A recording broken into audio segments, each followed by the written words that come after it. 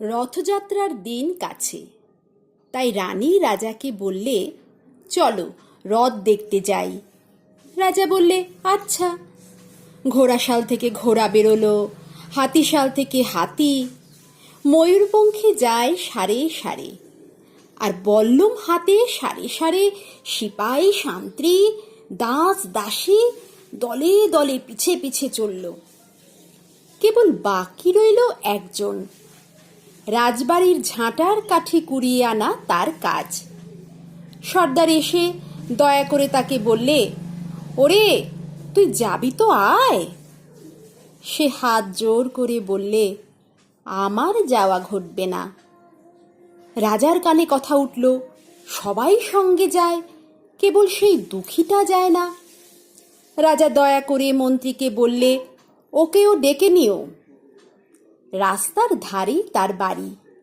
হাতি যখন সেখানে পৌঁছল, মন্ত্রী তাকে ডেকে বললে, ওরে দুঃখী, ঠাকুর দেখবি চল। সে হাত জোর করে বলল, কত চলবো, ঠাকুরের দুয়ার পর্যন্ত পৌঁছই এমন সাধ্য কি আমার আছে? মন্ত্রী বললে, ভয় কি রে তোর, রাজার সঙ্গে চলবি। সে বললে, সর্বনাশ, রাজার পথ কি আমার পথ? মন্ত্রী বললে, তবে তোর উপায়?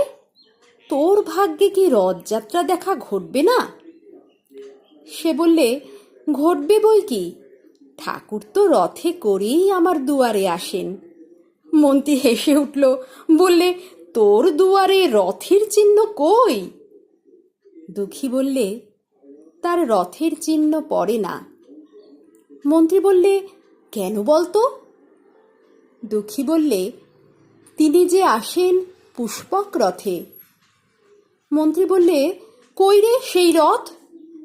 দুঃখী দেখিয়ে দিলে, তার দুয়ারের দুই পাশে দুটি সূর্যমুখী ফুটে আছে।